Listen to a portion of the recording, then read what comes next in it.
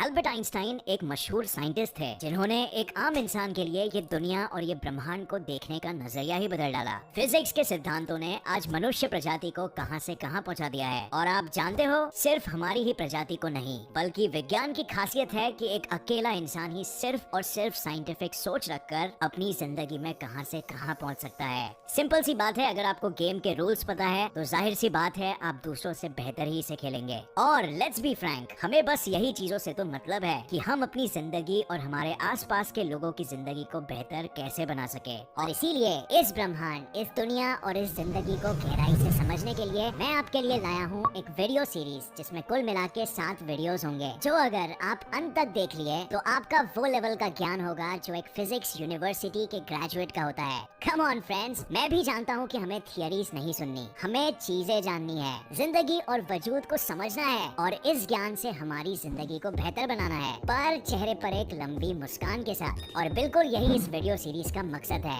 आज के बाद फ्रेंड्स तैयार हो जाओ, क्योंकि आपको स्कूल या कॉलेज या मोहल्ले में आपके दोस्त आपको जीनियस बुलाने वाले हैं। तो चलिए शुरू करते हैं ब्रह्मांड के इस अद्भुत सीरीज के साथ। तो कहानी शुरू होती है सन 1831 में इंग्लैंड की रॉयल सोसाइटी में, जो कि एक ऐसी संस्था थी जो उस वक्त विज्ञान में सबसे आगे थी। और इसके मेंबर्स उस वक्त के सबसे मशहूर साइंटिस्ट जैसे माइकल फैराडे रह चुके थे। इसी सोसाइटी के एक मेंबर के यहाँ स्कॉटलैंड में एक जीनियस का जन्म हुआ, जेम्स क्लर्क मैक्सवेल। ये लड़का कोई आम लड़का नहीं था, क्योंकि इसने अपनी ग्रेजुएशन से ही पहले, यानी सिर्फ 14 साल की ही उम्र में, रॉयल सोसाइटी को अपना सबसे पहला रिसर्च पेपर ओवल कर्व पेश किया था। फिर 16 साल की उम्र में अंडर ग्रेजुएशन और 19 में ग्रेजुएशन। मैक्सवेल बचपन से ही बहुत ज्यादा क्यूरियस थे और उनकी माँ के कहने में आप उनके मुँह से मुझे बताओ ये कैसे करना है कभी नहीं सुनते। उन्हें ज्योमेट्री और गणित बहुत आकर्षित करता था और वो घंटों तक अपनी रिसर्चेस में लगे रहते। शायद ही उनके माता पिता को ये अंदाजा रहा होगा कि उनका यही जीनियस बेटा दुनिया की एक सबसे बड़ी समस्या का समाधान निकालने वाला है। मैक्सवेल के जन्म से 12 साल पहले जन्म हुआ था एक इंटरेस्टिंग कॉन्सेप्ट इलेक्ट्रोमैग्नेटिज्म का, जिसकी खोज के सबसे बड़े किरदार माइकल फैराडे थे। लेकिन माइकल फैराडे के पास कोई फॉर्मल एजुकेशन नहीं था, यानी वो स्कूल कॉलेजेस में नहीं पढ़े थे, और इसीलिए उनकी कई खोजों को वो सरल सिद्धांतों में बयान नहीं कर पाए थे। जैसे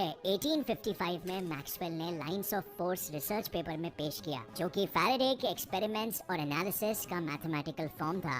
यानी मैक्सवेल ने फैराडे के आइडियाज को बयां करने के लिए एक नई भाषा का ही निर्माण कर दिया। ये भाषा गणित की ही भाषा थी और इसका नाम रखा गया वेक्टर कैलकुलस। और इसके बाद ही मैक्सवेल के 4 मशहूर इक्वेशंस, जो इलेक्ट्रोमैग्नेटिज्म के हर एक पहलू का वर्णन करते हैं, का जन्म हुआ। लेकिन फ्रेंड्स, हमने फिजिक्स में तो बहुत सारे इक्वेशंस देखे हैं, आखिर मैक्सवेल के इक्वेशंस में इतना क्या खास था? क्या वजह है कि आज हम इनके बारे में इस सीरीज में बात भी कर रहे हैं? वेल फ्रेंड्स, वजह है और आपको बहुत ही जल्द मालूम भी पड़ने वाला है। लेकिन इसे जानने से पहले हमें सबसे पहले इलेक्ट्रोमैग्नेटिज्म को ठीक से समझना होगा। इलेक्ट्रोमैग्नेटिज्म क्या है? आसान शब्दों में इलेक्ट्रोमैग्नेटिज्म फिजिक्स का वो हिस्सा है जो इलेक्ट्रिक फील्ड और मैग्नेटिक फील्ड को स्टडी करता है, जिसे मैक्सवेल ने यूनिफाई यानी एक किया। फिजिक्स में यूनिफिकेशन का बहुत इंपॉर्टेंस होता है, क्योंकि ये ब्रह्मांड के हर एक पहलुओं को एक दूसरे से जोड़ता है और हर एक चीज का एक दूसरे से क्या संबंध है वो हमें बताता है। हम आज थियरी ऑफ एवरीथिंग के पीछे पड़े हुए हैं, जो बिना मैक्सवेल के इस योगदान के संभव नहीं हो पाता।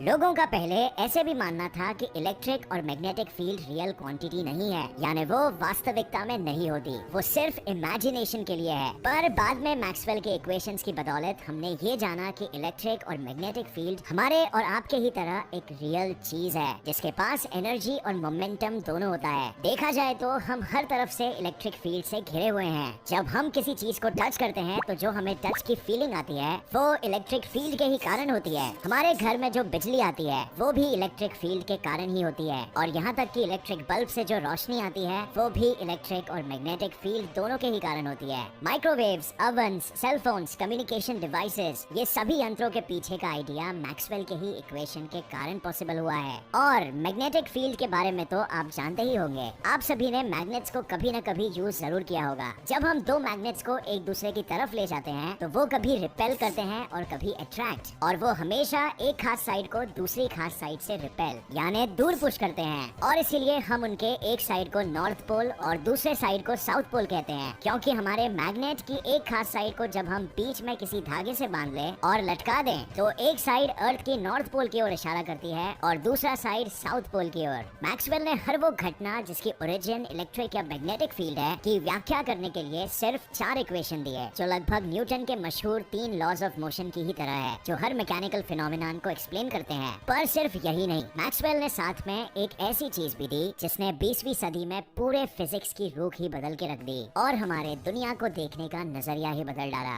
उन्होंने एक ऐसी वेव के बारे में बताया जो रोशनी की गति से चलती है, लेकिन गति हमेशा रिलेटिव होती है, यानी दो ऑब्जेक्ट के स्पीड के बीच कंपैरिजन पे डिपेंड करती है। तो फिर किसके कंपैरिजन में ये वेव 300 मिलियन मीटर्स पर सेकंड की गति से चलती है? 16वीं सदी में जब फिजिक्स की शुरुआत हो रही थी, तब गैलीलियो गैलीलाई ने सापेक्षता सिद्धांत यानी प्रिंसिपल ऑफ रिलेटिविटी का वर्णन किया था, जिसे हम गैलीलियन रिलेटिविटी कहते हैं। लेकिन उनके मुताबिक अगर आप किसी ट्रेन पर हो या हवाई जहाज में या फिर टाइटैनिक जैसे किसी विशाल शिप में, अगर मैं आपकी आंखों पर पट्टी बांध दूं या आपको किसी बंद कमरे में बंद कर दूं, तो आप किसी भी तरह से ये नहीं बता सकते कि आप किस चीज पर खड़े हो या फिर इवन ट्रैवल कर रहे हो। दूसरे शब्दों में, आप किसी जेट में 250 मीटर प्रति सेकंड की स्पीड से स्पेस में ट्रैवल कर रहे हो या फिर पृथ्वी जैसे ही किसी प्लैनेट में हो, आपके लिए फिजिक्स के सिद्धांत नहीं बदलेंगे। वो बिल्कुल वैसे ही काम करेंगे जैसे हमेशा से करते हैं। इसीलिए अगर आप किसी स्पेसशिप में हो और किचन में खाना बना रहे हो या फुटबॉल खेल रहे हो, आपको किसी बात की चिंता करने की कोई जरूरत नहीं है कि आप किस स्पीड से जा रहे हो। आपके लिए सब्जी वही रफ्तार से कटेगी या बॉल उसी रफ्तार से गिरेगा जिस रफ्तार से ये काम पृथ्वी पर होता है। गैलीलियो के इस सिद्धांत के साथ आता है फ्रेम ऑफ रेफरेंस का कॉन्सेप्ट। ये कॉन्सेप्ट बिल्कुल सिंपल है और सिर्फ 2 चीजों से मिलकर बनता है। एक है मीटर स्टिक, डिस्टेंस मेजर करने के लिए, और दूसरी है एक घड़ी, टाइम यानी समय मेजर करने के लिए। गैलीलियन रिलेटिविटी के मुताबिक मोशन रिलेटिव होता है, यानी 2 ऑब्जेक्ट्स के लिए एक दूसरे के पोजीशन और एक दूसरे से बढ़ते या घटते दूरी पर निर्भर करता है। यानी कोई ऑब्जेक्ट स्थिर है या मोशन में है, ये देखने वाले के फ्रेम ऑफ रेफरेंस पर डिपेंड करता है कि उसकी दूरी फ्रेम ऑफ रेफरेंस से बढ़ रही है या फिर नहीं।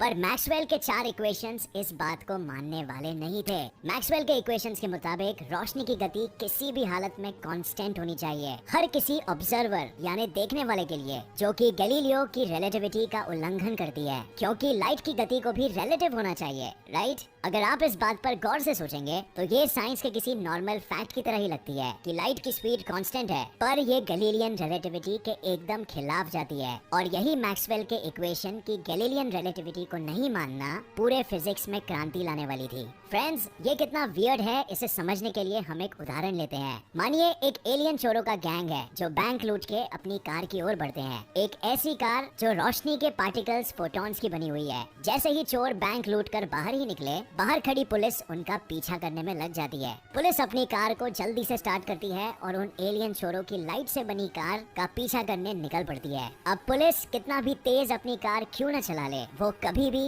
इस ब्रह्मांड के अंदर उन चोरों को नहीं पकड़ सकती, क्योंकि नो मैटर पुलिस की गाड़ी की स्पीड 100 किलोमीटर प्रति घंटा हो या फिर 10 लाख किलोमीटर प्रति घंटा हो, एलियंस की गाड़ी हमेशा उनसे उतने ही एग्जैक्ट दूरी पर रहेगी। एक और उदाहरण के रूप में, अगर आप एक पत्थर फेंकते हो तो आप 50 किलोमीटर प्रति घंटे की रफ्तार से फेंकते हो। अब लेट्स से आप एक ट्रेन में हो जो 200 किलोमीटर प्रति घंटे की रफ्तार से आगे बढ़ रही है, तो अब अगर आप सेम बल लगाकर वो पत्थर फेंकोगे तो उस पत्थर की रफ्तार में ट्रेन की रफ्तार भी ऐड हो जाएगी और वो थ्रो की रफ्तार 250 किलोमीटर प्रति घंटा हो